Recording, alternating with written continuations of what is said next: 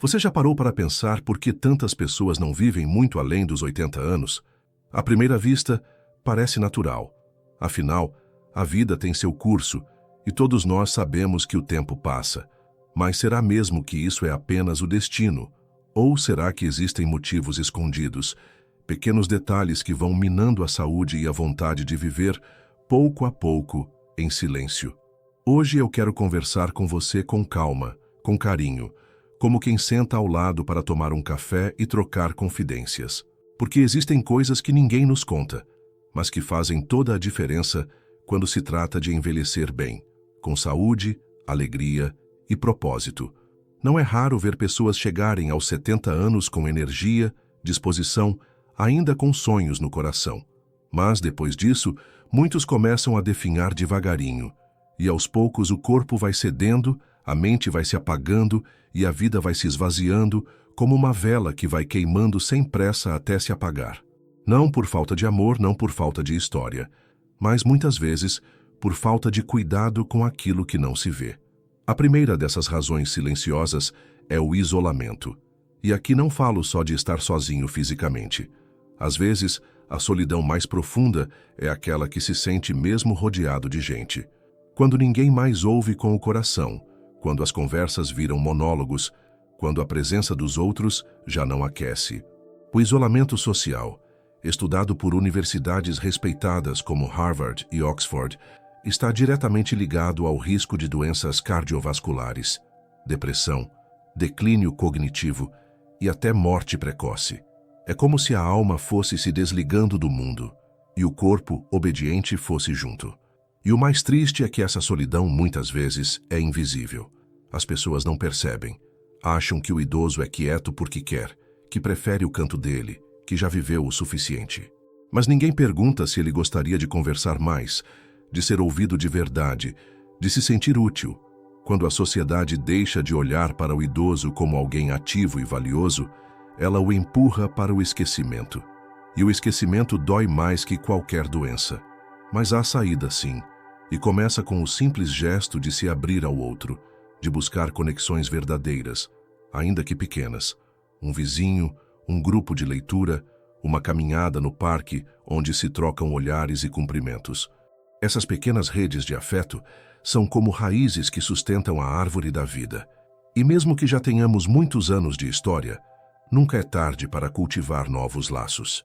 Enquanto a solidão adoece em silêncio, a segunda razão que encurta a vida após os 80 vem por um caminho mais físico, porém igualmente sorrateiro, a perda da mobilidade. E não estou falando de grandes limitações, mas daquele enfraquecimento progressivo que começa com a preguiça de subir escadas, com a escolha de ficar mais sentado do que em pé, com o corpo que já não é mais exigido. O sedentarismo na terceira idade é um dos maiores inimigos da longevidade. A Organização Mundial da Saúde já alertou que o movimento é um dos pilares fundamentais para envelhecer bem. Não precisa ser academia, nem grandes esforços. Caminhadas leves, alongamentos diários, dançar um pouco em casa, fazer jardinagem, cuidar da casa com carinho, tudo isso mantém os músculos vivos, os ossos firmes e até o humor mais leve. O corpo foi feito para se mover e quando ele para, começa a enferrujar por dentro, como uma engrenagem esquecida. E aqui entra um ponto importante, o medo. Muitas pessoas param de se movimentar porque têm medo de cair.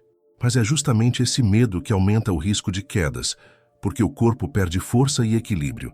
Com orientação médica e atividades adaptadas, é possível vencer essa barreira. E ao vencer, se redescobre algo poderoso, o prazer de estar vivo no próprio corpo. Existe um terceiro fator, que de tão comum, muitas vezes passa despercebido: a alimentação empobrecida. Não se trata apenas do que colocamos no prato, mas do quanto a comida continua sendo uma fonte de vida, de prazer e de nutrição real. Depois dos 60, muita gente vai perdendo o apetite, vai simplificando demais a dieta, e aos poucos o corpo começa a se enfraquecer por dentro. É claro que o paladar muda. Os dentes já não são os mesmos, a digestão pode se tornar mais lenta, mas isso não significa que devemos nos conformar com refeições sem cor, sem sabor, sem valor nutricional. A desnutrição em idosos é uma realidade silenciosa e grave. Ela aumenta o risco de infecções, reduz a massa muscular, fragiliza o sistema imunológico e afeta diretamente o cérebro, favorecendo o declínio cognitivo. O mais triste é que essa fome nem sempre é de comida. Às vezes, é uma fome de cuidado, porque cozinhar para si mesmo quando se está só pode parecer sem sentido, porque mastigar com dificuldade pode causar vergonha. E aos poucos, o prato vai se esvaziando, e com ele, a energia de viver. Mas aqui também há caminhos. Com pequenas adaptações e atenção, a alimentação pode voltar a ser uma aliada poderosa. Texturas mais suaves, cores vivas no prato, temperos naturais que despertam memórias boas, refeições em boa companhia, ainda que seja uma vez por semana. Tudo isso alimenta mais do que o corpo, alimenta a alma. E uma alma bem nutrida é uma alma que quer continuar vivendo. Falando em mente e alma, chegamos a uma razão que talvez seja uma das mais invisíveis de todas: o abandono da saúde emocional. A tristeza na velhice é muitas vezes confundida com fase da vida, como se fosse normal viver melancólico, como se a alegria fosse privilégio da juventude. Mas isso não é verdade. Envelhecer não precisa ser sinônimo de desistir de ser feliz. A depressão em idosos é subdiagnosticada e muitas vezes ignorada, até mesmo por profissionais de saúde. Não é raro escutar frases como: "Isso é só solidão. Ele está assim porque sente falta do que passou." Mas a verdade é que o sofrimento emocional também mata. Devagar por dentro. Tira o brilho dos olhos, a força de levantar da cama, o interesse pelo mundo. E quando a mente desiste, o corpo acompanha. Por isso, é tão importante cuidar do coração. E não estou falando só do órgão, mas do que sentimos, do que guardamos dentro de nós. Falar sobre perdas, sobre medos, sobre mágoas antigas. Ter com quem dividir as memórias, as saudades, os sonhos que ainda restam. A terapia na terceira idade pode ser um verdadeiro renascimento. Assim como a arte, a escrita, a música, os grupos de conversa. Tudo que nos faz sentir que ainda temos algo a dizer, algo a viver. E mesmo que já tenhamos enterrado pessoas queridas, mesmo que o mundo pareça ter mudado demais, ainda há espaço para novas emoções. A saúde emocional é como um jardim. Se for regado com cuidado, pode florescer mesmo no outono da vida. E agora, com o coração um pouco mais aberto, seguimos para mais uma camada silenciosa, que também pode encurtar a vida, não pela dor ou pelo medo, mas pela perda de propósito. E é sobre isso que vamos falar agora. Você já percebeu como a vida muda de sentido quando sentimos que não somos mais necessários? Esse é um dos sentimentos mais duros que um ser humano pode carregar, e infelizmente é muito comum na terceira idade.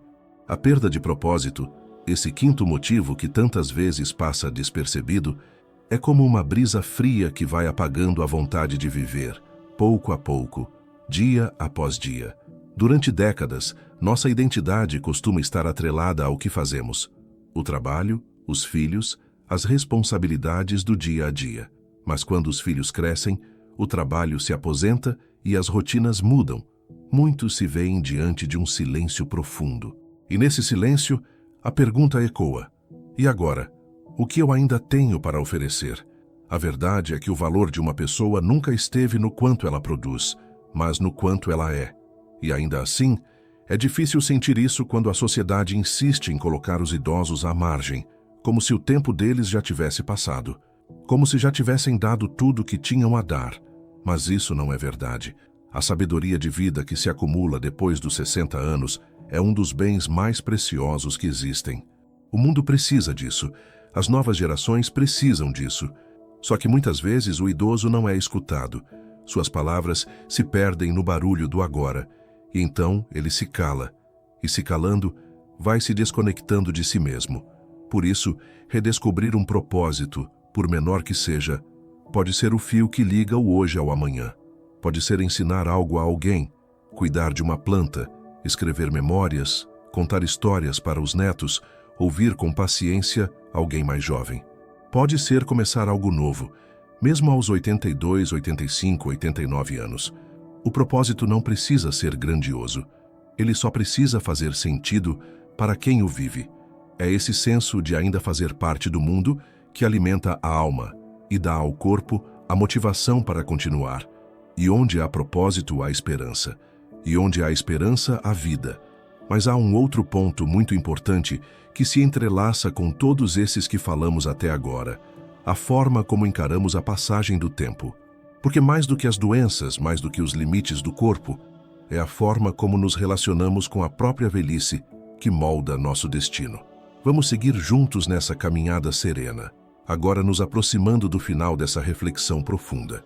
Chegamos à parte onde olhamos com mais ternura para o tempo, para a forma como envelhecemos por dentro e como isso influencia diretamente a vida que levamos depois dos 80.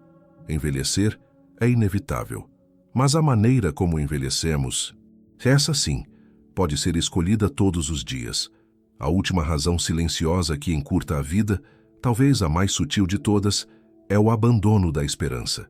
Aquela desistência quieta que vai se instalando sem alarde, como uma cortina que vai sendo puxada lentamente sobre os olhos da alma. Quando deixamos de acreditar que ainda vale a pena viver, quando nos convencemos de que já deu, algo dentro de nós começa a parar. Não é o coração, não é o pulmão, não é o fígado, é o brilho, é o movimento interior. E isso, mais do que qualquer doença, pode ser fatal. O que poucos dizem é que a esperança não nasce sozinha. Ela precisa ser cuidada, alimentada, como uma chama pequena que precisa de vento na medida certa para continuar acesa. E essa esperança pode vir das coisas mais simples.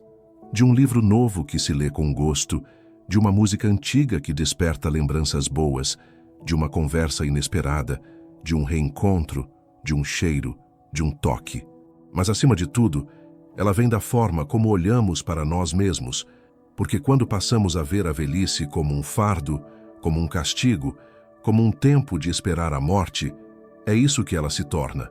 Agora, quando olhamos com respeito, com carinho, com curiosidade até, ela se transforma num tempo de colher tudo aquilo que foi plantado ao longo da vida, e também, por que não, plantar novos sonhos. A medicina já mostrou que otimismo, fé e propósito estão diretamente ligados à longevidade.